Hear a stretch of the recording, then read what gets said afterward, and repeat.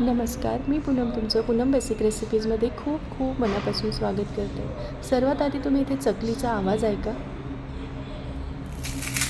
किती कुरकुरीत चकली या ठिकाणी तयार झाली आहे. तर आज आपण फराळातला 5वा पदार्थ म्हणजे खमंग चकलीची भाजणी आणि त्यापासून कुरकुरीत चकली बनवली आहे. अगदी प्रमाणबद्ध पद्धतीने आपण इथे ही चकलीची भाजणी आणि कुरकुरीत चकली बनवली आहे. चकली नरम पडू नये म्हणून खास टिप्स तुमच्याबरोबर शेअर केल्या आहेत, तर व्हिडिओ शेवटपर्यंत नक्की बघा. तर चकलीची भाजणी बनवण्यासाठी मी इथे 1 किलो रेशनचे तांदूळ घेतले आहे. तुमच्याकडे रेशनचे तांदूळ नसतील तर सोना मसुरी किंवा कोलम तांदूळ तुम्ही यासाठी वापरू शकतात. त्यानंतर अर्धा किलो आपल्याला या ठिकाणी हरभऱ्याची डाळ घ्यायची आहे. पाव किलो मुगाची डाळ आणि त्याच्या निम्मे म्हणजे अर्धा पाव आपल्याला या ठिकाणी उडदाची डाळ घ्यायची आहे. त्याचबरोबर 100 ग्रॅम आपल्याला पोहे घ्यायचे आहे.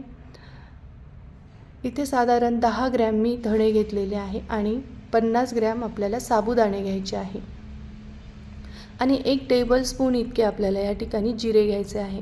हे झालं वजनी माप. आता आपण मेजरमेंटचे जे कप असतात त्यानुसार किंवा वाटीनुसार तुम्ही हे माप कसं घ्यायचं ते बघूयात. तर या ठिकाणी मी 4 कप तांदूळ घेतले आहे. त्याच्या निम्मे 2 कप हरभऱ्याची डाळ, 1 कप मुगाची डाळ, अर्धा कप उडदाची डाळ आणि अर्धा कपच आपल्याला या ठिकाणी पोहे घ्यायचे आहे. त्याचबरोबर पाव कप आपल्याला या ठिकाणी धणे घ्यायचे आहे, पाव कप साबुदाणे घ्यायचे आहे आणि 1 मोठा चमचा भरून जिरे घ्यायचे आहे.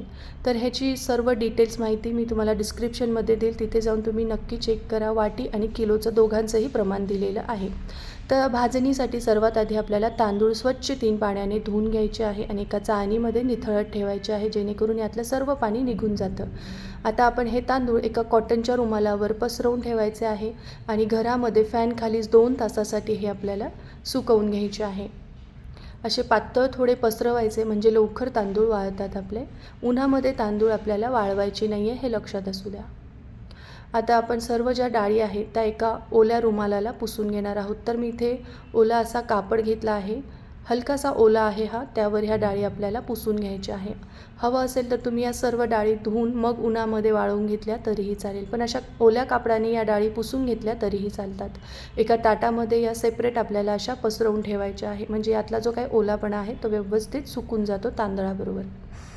आता बघा, त्याचप्रमाणे आता आपण मुगाची डाळही पुसून घेतली आहे. आता उडदाची डाळसुद्धा आपण पुसून घेऊयात. खूप गच्च असा हा ओला करायचा नाही रुमाल, हलकासा ओला केलेला आहे. तर इथे सर्व डाळी आपल्या छान ओल्या रुमालाला पुसून रेडी झाल्या आहे. 1-2 तासानंतर आता तांदूळसुद्धा व्यवस्थित सुकलेले आहे. आता आपण भाजणी भाजायला घेणार आहोत. तर भाजणी भाजतानाच्या ज्या काही टिप्स सांगितल्या आहेत त्या तुम्ही नक्की फॉलो करा. तर आता सर्वात आधी एक पसरट जाड बुडाची कढई घ्यायची. यामध्ये आपण निम्मे तांदूळ टाकले आहेत. तर 2 बॅचेसमध्ये मी हे तांदूळ भाजून घेणार आहे.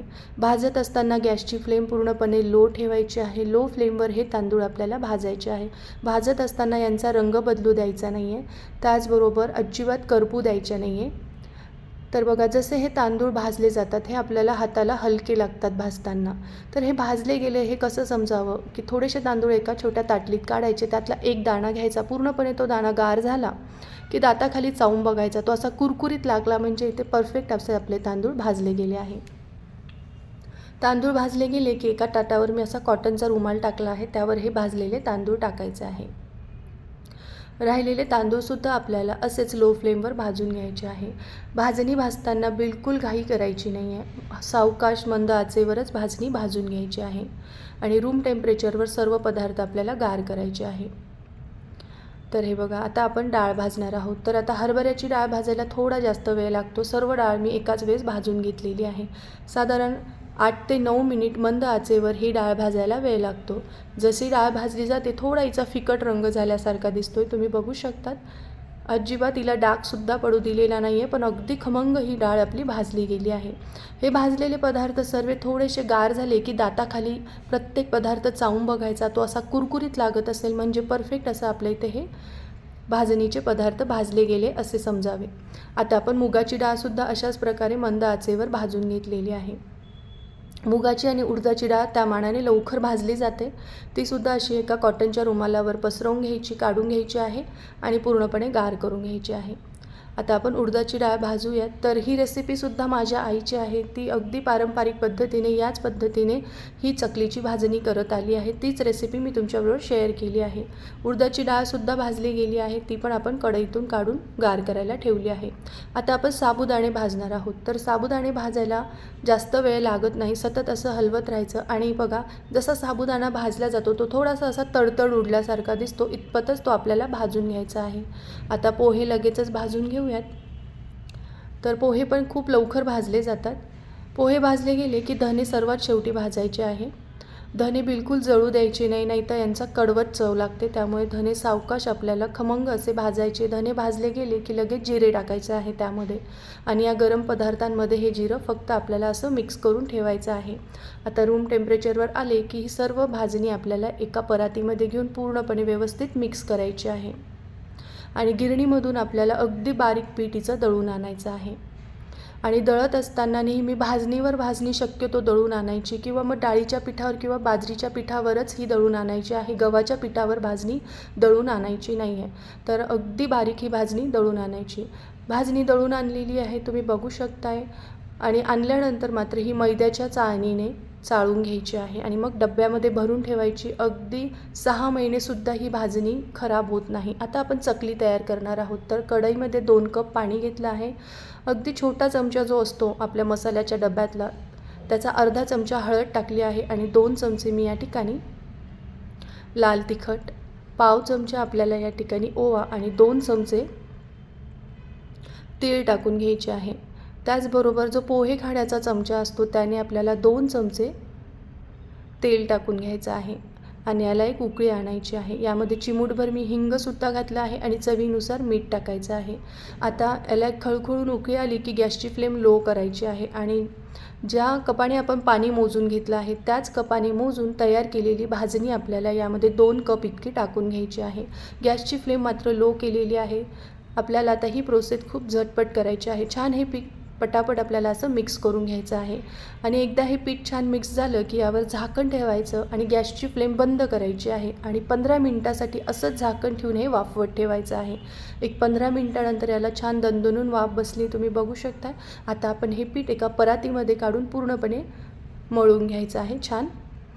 तर तोपर्यंत तुम्हाला एक निवेदन आहे, तुम्ही अजून माझ्या चॅनलला सबस्क्राईब केलं नसेल तर प्लीज नक्की सबस्क्राईब करा आणि बेल आयकॉनवर क्लिक करा. सबस्क्राईब करणं पूर्णपणे फ्री आहे, तर नक्की माझ्या चॅनलला सबस्क्राईब करा.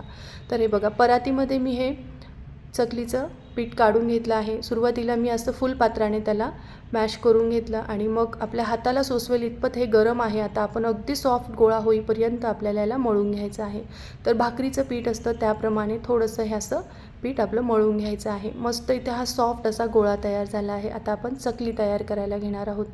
तर इथे मी साचा घेतलेला आहे. याला आधी 1 चमचा असं तेल लावून घ्यायचं आहे सर्व बाजूने, म्हणजे हे जे पीठ आपण यामध्ये भरतो ते या चकलीच्या साच्याला अजिबात चिटकत नाही. आता आपण याच्या चकलीचा साचा लावून घेऊयात. तर जी खरबडी बाजू असते याची ती आपल्याला बाहेरच्या साईडने ठेवायची आहे आणि जी सॉफ्ट बाजू आहे ती आतमध्ये आली पाहिजे, म्हणजे याला काटे चांगले येतात चकलीला.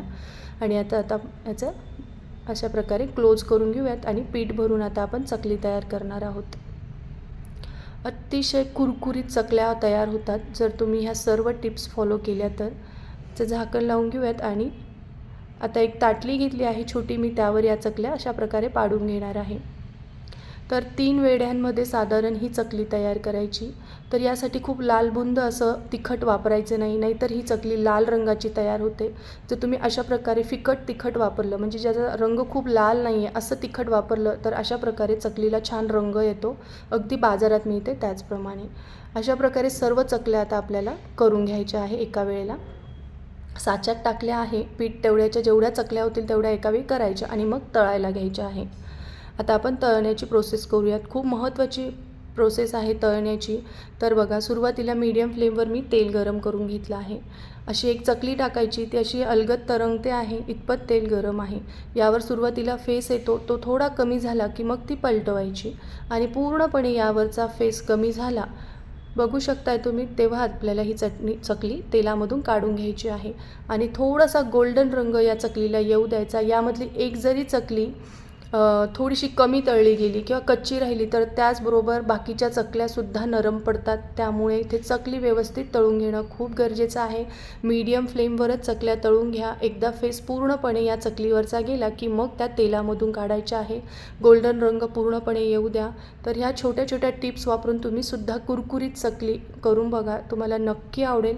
तर अशा प्रकारे सर्व चकल्या मी या ठिकाणी करून घेते. तर 2 कप भाजणीपासून या ठिकाणी 17 ते 18 चकल्या कुरकुरीत तयार होतात. तर तुम्हाला ही रेसिपी कशी वाटली मला कमेंट करून नक्की सांगा.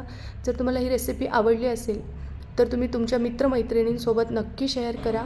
माझा हा व्हिडिओ पाहिल्याबद्दल तुमचे मनापासून खूप खूप धन्यवाद.